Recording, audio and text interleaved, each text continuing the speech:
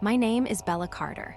I'm 34 years old, and the night my mother left a box on my doorstep, she believed 6 words would still be enough to control me.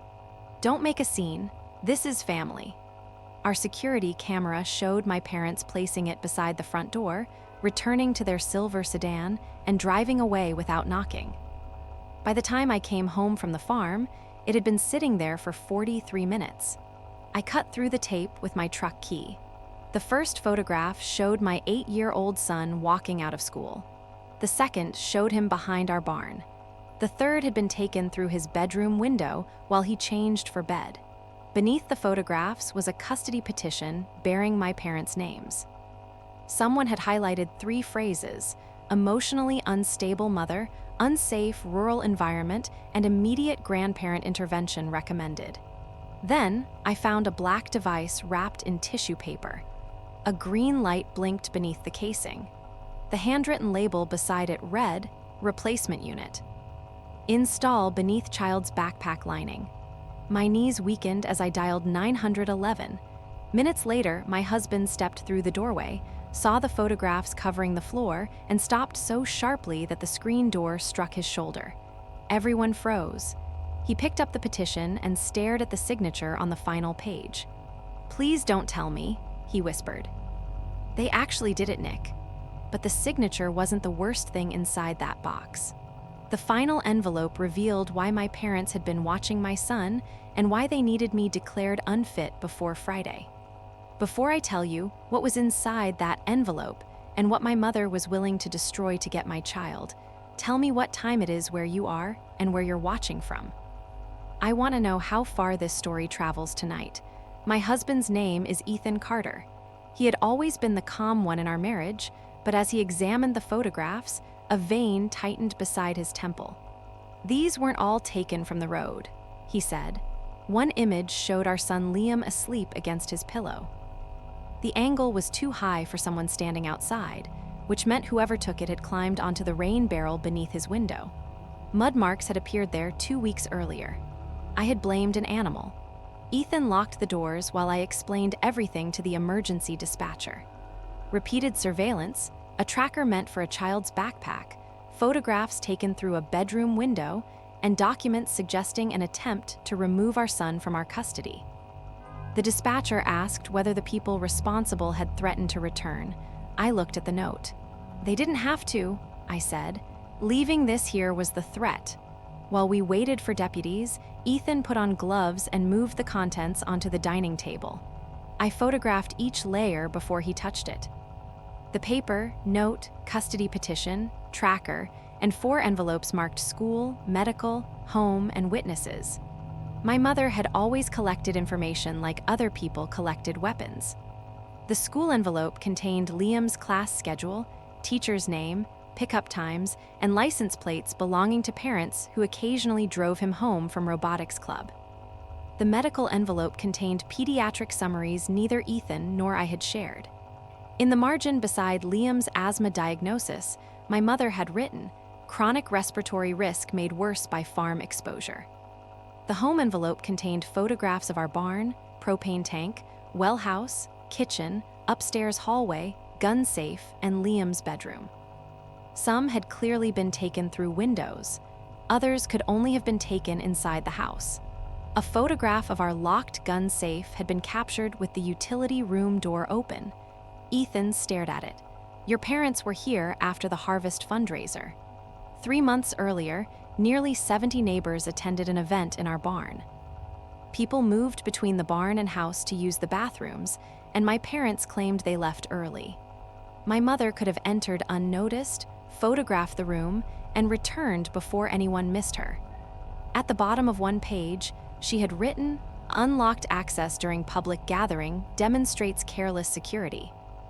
She had created the danger, then documented it as proof of my negligence. The witness's envelope contained drafted statements attributed to people we knew. Liam's teacher, our neighbor, the church secretary, a supplier, and my closest friend, Sarah Miller. The statements called me exhausted, detached, impulsive, and isolated.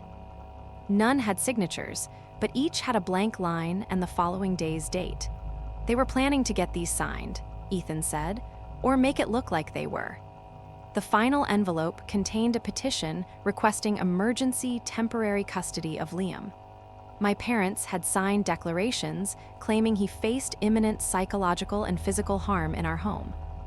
Attached was a financial disclosure, showing they had placed $250,000 into a trust for his relocation. Private education and therapy. The amount made no sense until I reached the last document. It was a purchase agreement for our farm. My parents had promised the property to a developer planning a luxury equestrian community. They did not own our land, but the contract claimed they expected to obtain control through guardianship and conservatorship proceedings. The developer had already paid them $50,000. If they delivered the land by the end of the month, they would receive another $700,000. The custody case was not only about Liam. They planned to portray me as unstable, remove my son, pressure me into treatment, challenge my ability to manage the farm, and seize the land my grandmother had left directly to me. Ethan read the agreement twice. They sold land they don't own. They sold my breakdown, I said. They were counting on creating one. My parents had always treated obedience as proof of sanity. When I studied agriculture instead of business, they called me reckless. When I married Ethan instead of the attorney they preferred, they called me confused. When I refused to sell the farm, they told relatives I was trapped by grief. Every disagreement became evidence that something was wrong with me. Now they had turned that family story into a legal strategy.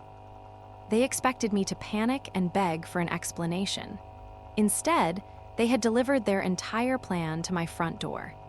Deputy Marcus Blake and Deputy Alina Ruiz arrived 20 minutes later. I told them Liam was safe at Ethan's sister's house, where he had gone after school to work on a science project with his cousin. For once, an ordinary family plan kept him away from the nightmare unfolding at home.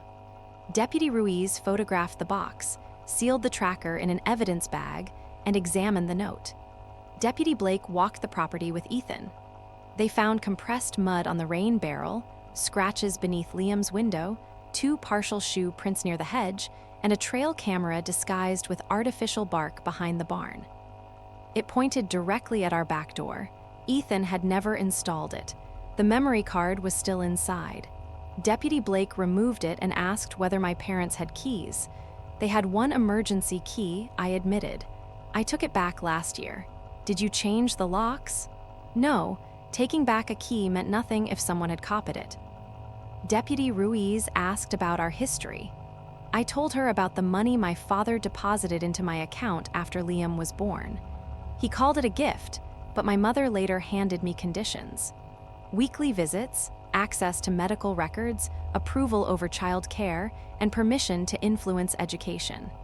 When I returned the money, they told relatives Ethan had forced me to reject help. I described the anonymous child services complaint from when Liam was 4.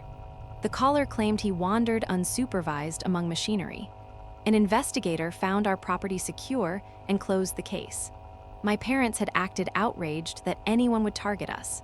Now, I suspected they had made the report. I also described the year my mother called my doctor and said I was suffering from postpartum depression. I had struggled after Liam's birth, sought counseling, and recovered. My mother later retold that period as a psychiatric crisis she had managed. In the custody petition, those months became a documented history of maternal instability. Deputy Ruiz stopped writing. Seeking counseling does not make someone unfit. I know that now. They spent years teaching me otherwise. When the deputies examined the tracking device, Ethan brought Liam's backpack from the mudroom. Deputy Blake found a small section of lining that had been opened and resewn with thread that did not match. Inside was an empty sleeve shaped exactly like the tracker from the box. The replacement unit had not yet been installed because another tracker was already there. The deputies found it beneath the foam at the bottom of the bag. It had likely transmitted Liam's location for weeks. That discovery changed the room. My mother had last handled the backpack 6 weeks earlier after claiming coffee spilled on it during Sunday lunch. She carried it into the laundry room alone, then returned it perfectly dry. Since then, she had mysteriously known about a pediatric visit across town, a roadside market we had stopped at once, and a camping trail we never mentioned. I had mistaken surveillance for maternal intuition. Deputy Ruiz photographed 2 anonymous emails we had received accusing us of violating labor laws by making Liam work on the farm. He did not work. He fed rabbits, collected eggs when he wanted, and helped label vegetables under supervision. The wording matched phrases in the custody petition. The deputies contacted a county investigator and explained that arrests would depend on forensic proof, entry methods, device ownership, and state law. They could document the scene, preserve evidence, warn my parents not to return, and help us pursue an emergency protection order. They did not offer a dramatic solution. They offered steps. I called family law attorney Rachel Lawson, who had handled a property dispute for us before. She told us not to confront my parents alone, not to post online, and not to alert the developer. The box was meant to intimidate you, she said, but it also contains admissions, motive, and planning documents. Preserve everything. My phone rang. Mom appeared on the screen. Deputy Ruiz advised me to let it go to voicemail. Seconds later, a message arrived. You opened it. Good. Tomorrow at 10:00. Come alone and we can keep strangers out of this. Then another. Do not involve Ethan. His employment history won't survive scrutiny. Years before we met, Ethan had been blamed for a transport accident caused by faulty brakes. He eventually proved the company had failed to maintain the vehicle, but the old dispute remained searchable. My parents had always treated it as a weapon. Deputy Ruiz photographed both messages. I typed nothing. For the first time, silence was not surrender. It was evidence. Sarah Miller arrived after 10:00 carrying a laptop, a locked pouch, and a look I had never seen before. She placed everything on the table and said, "Before you blame yourself for missing this, you need to know I didn't tell you everything." She removed a recorder, 2 printed emails, and a USB drive.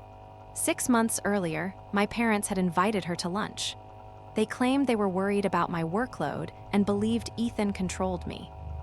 Then they began asking questions that sounded like an interrogation. Did I drink after difficult days? Did Liam miss school during harvest? Did Ethan keep firearms? Had I complained about anxiety? On her way back from the restroom, Sarah heard my father speaking in a private dining room to regional property developer Grant Holloway. The door was partly open. My father said, "Once the boy is with us, she won't fight for long. The farm is the only thing making her believe she can live without the family." Holloway asked whether the title could be transferred. My father replied, "Not directly, but pressure works faster than court. She'll sell to fund the case or sign management authority while she's under evaluation." Sarah recorded the final minutes. When she left, my mother confronted her in the parking lot and threatened to expose an old financial mistake made by Sarah's brother unless she stayed away from family business. The issue had been resolved years earlier, but Sarah feared harming him, so she stayed quiet and began gathering proof. My mother later asked her to confirm that I had once fallen asleep while Liam watched television. I had been exhausted after a livestock emergency, but Ethan was sitting in the same room. My mother removed that detail from the statement she wanted signed. My father then offered to donate $15,000 to Sarah's nonprofit after she finalized the statement. When she refused, the nonprofit received an anonymous complaint accusing her of misusing donor funds. An audit cleared her, but one allegation repeated a phrase from my father's email. They weren't only building a case against you. They were creating reasons no one would defend you. Rachel joined by video call and asked Sarah to play the recording. My father's voice filled the room. She'll react emotionally. That's the useful part. We present concern she gives us instability. Holloway asked about Ethan. My father answered, debt, inconsistent work history, anger issues if properly provoked. Then my mother said, Bella always chooses pride over peace. Give her a frightening enough choice and she'll destroy her own credibility. The box had been bait. They wanted me terrified enough to explode on camera. That explained the warning. Don't make a scene. They expected me to make one. Rachel had us build a full chronology. We covered the table with cards showing every intrusion: the child services complaint, contact with my doctor, unexplained knowledge of our location, the copied key, staged photographs, threats against Sarah, anonymous emails, custody documents, developer payment, and deadline. The pattern was unmistakable. Each time I resisted an outside institution, suddenly questioned my competence. My parents understood that direct control made them look cruel. Concern made them look responsible. Rachel called it coercive narrative building. Sarah called it erasing my version of my own life. Detective Jordan Wells arrived near midnight. He examined the agreement and asked whether my parents had any ownership in the farm. I showed him the deed, my grandmother's will, and a letter she wrote before her death. She had left the farm directly to me because my father repeatedly pressured her to sell. She warned me never to give him financial authority, no matter how loving the request sounded. The detective read the final paragraph twice. Your grandmother expected a dispute. She expected my father. He collected the trackers, trail camera, original documents, and security footage showing my parents placing the box beneath our camera. My father had looked directly into the lens before leaving. He wanted us to know who sent it. At 12:07 a.m., my mother messaged again. 10 tomorrow, last opportunity. After that, professionals take over. Rachel smiled without humor. She's right. Professionals are taking over. By 2:00 in the morning, we had prepared declarations for an emergency order, changed the locks, preserved every file, and warned Liam's school. Before leaving, Detective Wells told us my parents might escalate once intimidation failed. What does escalation look like? I asked. He glanced at the unsigned statements.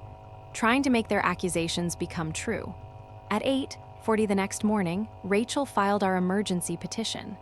At 9:05, Liam's school confirmed my parents had called twice asking whether they could pick him up. They could not. The principal placed an alert on his record. At 9:22, our insurance agent called after someone reported an unsecured fuel leak beside our machinery shed. The fire marshal was already coming. At 9:31, animal control vehicles entered our driveway after a complaint that our horses lacked water and shelter. Both reports were false. Our fuel system had recently passed inspection, and the horses had automatic waterers, clean stalls, and pasture access. My parents were trying to create official reports before filing for custody. We welcomed every inspector. Ethan walked the fire marshal through the shed while I showed veterinary records and feed schedules to animal control. Both agencies documented that the complaints were unfounded. At 9:48, my parents' silver sedan appeared at the gate. They were early for a meeting I had never agreed to attend. My father tried the old gate code twice, then climbed over. My mother followed while holding her phone at chest level, camera facing outward. They were recording. Rachel had warned us not to engage, so Ethan called the sheriff's office while I remained behind the locked glass door. My mother knocked 3 times. Bella, open the door. We need to prevent this from becoming uglier. You are trespassing. Law enforcement is on the way. Her caring expression returned instantly. This is exactly the overreaction we're worried about. My father raised his voice for the recording. We came peacefully because we love our grandson. You responded with threats. I told you to leave private property. We are your parents. That is not a property right. My mother angled the phone to capture both her wounded face and mine. You sound agitated. Is Liam inside? We need to know he's safe. He is safe, and you know he's at school because you called there this morning. Her expression changed. She realized we knew. My father stepped closer. Open the door. We can resolve the land issue and custody misunderstanding privately. There is no misunderstanding. You accepted money for land you don't own. My mother lowered the phone. My father went still. Who told you? You did. You left the contract in the box. My mother turned on him. You said you removed that. He ignored her. The agreement was preliminary. The farm is financially unsustainable. You promised control after having me declared unstable. We were creating leverage. The words escaped before he could stop them. My mother hissed his name, but our doorbell camera had captured everything. I asked who photographed Liam in his bedroom. She claimed they hired a licensed professional. I held up the picture of our gun safe. My father said the room had been opened during the fundraiser.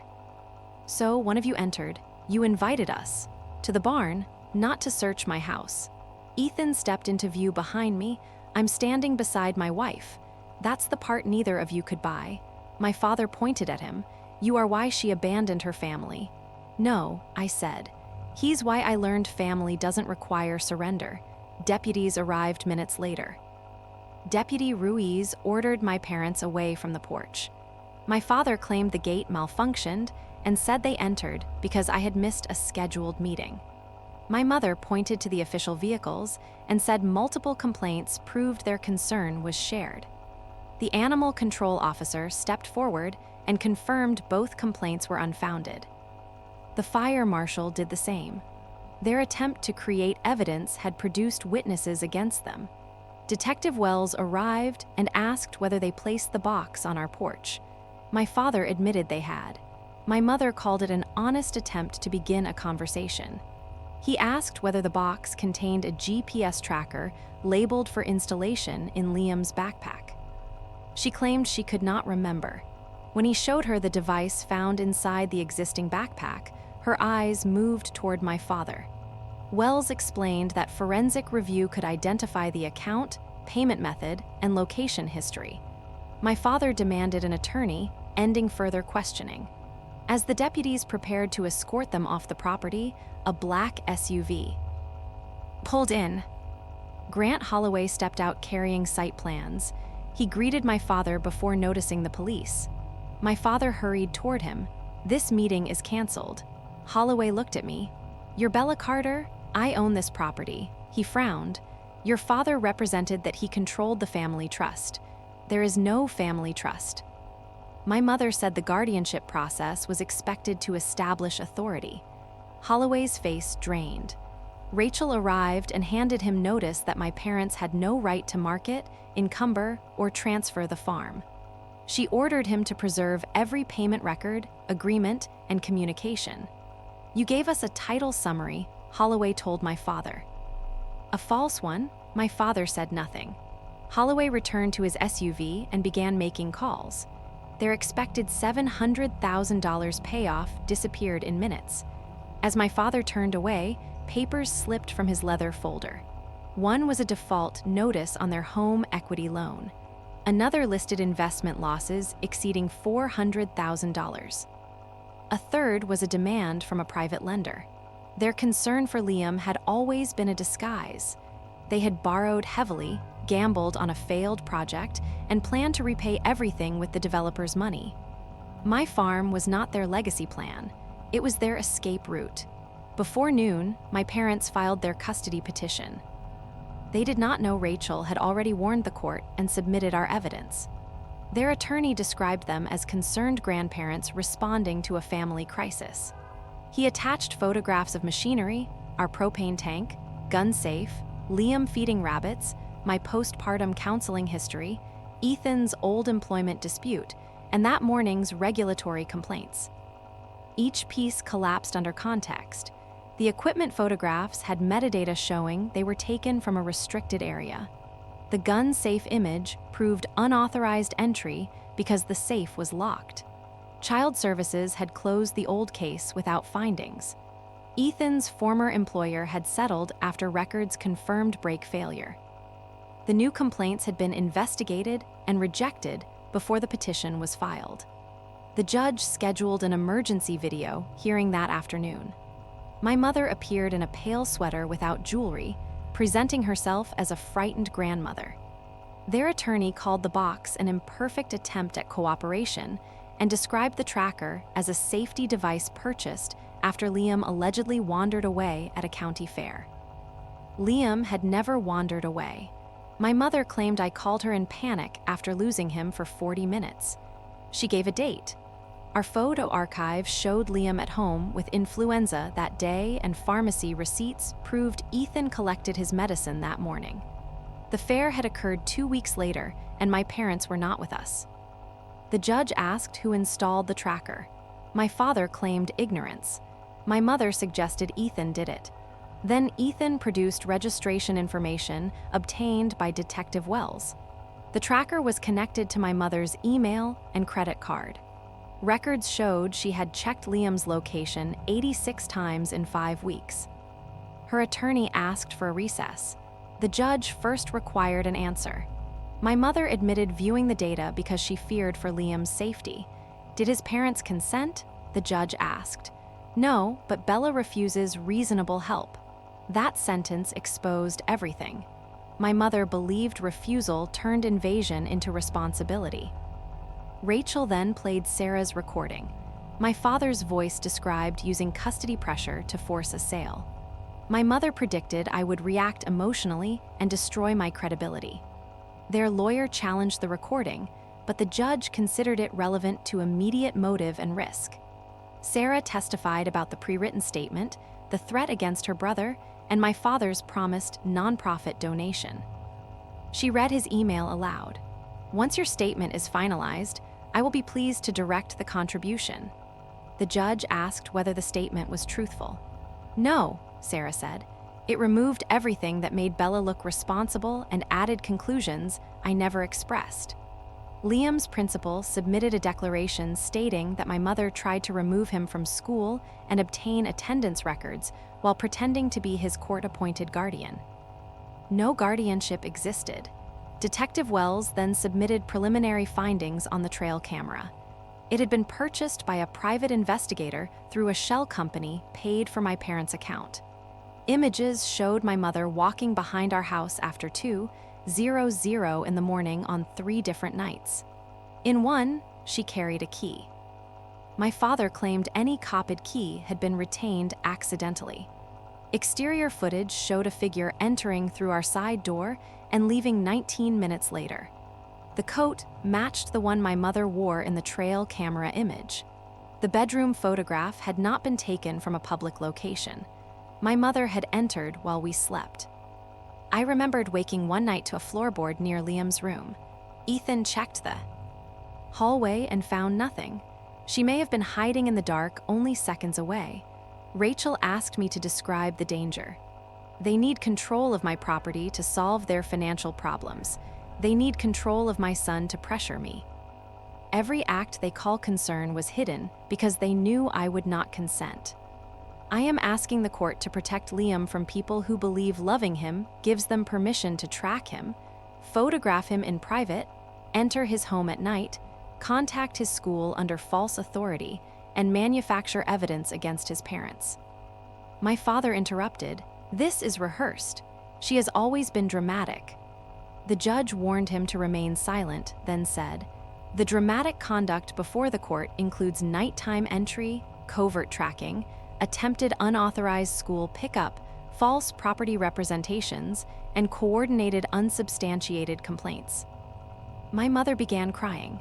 Her tears had ended arguments throughout my childhood. Relatives would pressure me to apologize, and the original harm disappeared beneath the accusation that I had hurt her. This time, I did nothing. The judge granted a temporary protection order. My parents were forbidden from contacting Liam, approaching our home or his school, surveilling us, accessing location data, contacting witnesses, or using relatives to send messages. They were ordered to surrender keys, photographs, recordings, and devices connected to our household. Their request for temporary guardianship was denied, and suspected false statements and surveillance were referred to investigators. My mother said, "You're taking our grandson because our daughter hates us." The judge answered, "No. Your documented conduct created these restrictions." That was the sentence my parents could not rewrite. Revenge did not arrive as one perfect victory. It arrived as lost access, preserved evidence, frozen payments, and doors they could no longer open. The consequences unfolded over 7 months.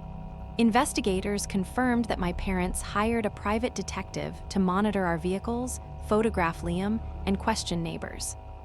He claimed they had presented themselves as legal guardians conducting a safety assessment. Once he learned that was false, he surrendered invoices, emails, images, and recorded instructions. My father had asked him to capture photographs that made the farm look dangerous. He wanted pictures of Liam near tractors, but rejected any showing Ethan beside him. My mother requested images through the bedroom window because the court needs to see how isolated the child is. She also ordered him to omit family dinners, school events, church gatherings, and friends visiting our home. They were not documenting Liam's life. They were editing it. My mother faced charges connected to unlawful entry, unauthorized tracking, and surveillance. My father was investigated over false documents and representations made to the developer. The company sued to recover its advance, legal costs, and investigation expenses. Because my parents had already spent much of the money covering debts, they tried to refinance their house. The lender discovered the claims, the refinancing collapsed, and the property was eventually listed for sale. We filed a civil action for invasion of privacy, trespass, interference with family relationships, and the costs of legal representation and security upgrades. I did not sue for revenge money. I sued because without enforceable consequences, they would treat every boundary as temporary. At the permanent protection order hearing, my mother still called the tracker a safety measure, and my father insisted the development deal would have saved the farm. Neither admitted that our consent mattered. The judge extended the order for 5 years. They were barred from contacting Liam, possessing images taken inside our home, or distributing parenting allegations without acknowledging that their custody petition had been denied. Several relatives initially defended them. My aunt said frightened grandparents sometimes made mistakes. A cousin accused me of humiliating the family. I sent them the court findings and stopped arguing. Some apologized. Others vanished. Losing them hurt, but it taught me that people who demand silence to preserve family harmony are often asking you to carry the cost of someone else's behavior. Sarah's nonprofit reopened the anonymous complaint and confirmed it had been retaliatory. Her brother disclosed his old financial mistake to his current employer, who already knew and considered the matter resolved. My parents' threat survived only because shame kept it hidden. Ethan and I changed more than the locks. We installed cameras, added privacy film, revised school permissions, and met with a child therapist who helped us explain the situation to Liam without making him feel responsible. We told him his grandparents had broken important safety rules and would not visit for a long time. He asked whether they still loved him. I said they may feel love, but love does not make unsafe choices safe. Near the end of summer, a letter arrived through my parents' attorney. My father wrote that their house was being sold. Several friends had stopped speaking to them, and the church committee had asked them to step down. He blamed the public spectacle for destroying their standing. We had never posted evidence, contacted their friends, or publicly exposed them. The truth spread because their conduct involved too many witnesses to remain hidden. He ended with one sentence: "You will regret teaching your son that family can be discarded." Months earlier, those words would have poisoned me. I would have imagined empty holidays and blamed myself. Now, I saw the manipulation. He was not apologizing for tracking Liam, entering our home, threatening Sarah, fabricating allegations, or trying to sell my land. He was accusing me because I refused to teach my son that family must be tolerated no matter what it does. I was teaching him something else. Family must be accountable. The civil case ended in settlement. My parents surrendered any claimed interest in the farm, paid part of our legal and security costs, and agreed never to seek contact or custody without court approval. The remaining amount was secured against proceeds from the sale of their house. We did not receive a fortune. Legal action consumed money, time, and energy, but the settlement removed every tool they had tried to use against us. No access, no leverage, no authority, no secret key. The final confrontation happened outside the courthouse. My clear's throat, Father stopped beside his attorney's car while a deputy stood nearby. "You think you won?" he said. "This was never about winning," I answered. "It was about making sure you couldn't do it again." My mother lifted her chin. "Liam will grow up and learn what you took from him. He'll learn what I protected him from." My father said, "You destroyed your own family." "No, I stopped you from destroying mine." They walked away. That afternoon, Ethan, Sarah, Liam, and I returned to the farm. Liam changed into old boots and helped release 2 rescued goats into their new enclosure. Sarah recorded them racing across the pasture, while Ethan laughed as one tried to eat Liam's shirt. I stood beside the porch where the box had been left. For months, I had avoided that spot. In my mind, it remained covered with photographs, false statements, and pieces of a plan meant to dismantle my life. But the boards had been scrubbed, the locks were new, and Liam's laughter carried across the yard. The place no longer belonged to the memory. Calling the police did not solve everything that night. The officers did not immediately arrest my parents. The court did not erase years of harm, and healing did not arrive with one dramatic speech. Healing was learning not to answer every accusation. It was allowing evidence to speak where guilt once spoke for me. It was watching my son sleep without wondering who stood outside his window. My mother left a box on my doorstep with one warning: don't make a scene. She expected silence to protect her. Instead, I opened the box, called for help, and created a record. Sometimes the strongest revenge is not destroying the people who harmed you. It is removing their power, exposing the pattern they depended on, and building a life they can no longer enter without permission. So, tell me honestly, if you found photographs of your child, a hidden tracker, and a custody plan, would you settle privately because the people responsible were your parents? Or would you call the police, too? We hope this story gave you both entertained and something meaningful to think about. This is a fictional narrative created only for dramatic storytelling and educational value. We hope it reminds you that not every person who loses you deserve a way back into your life.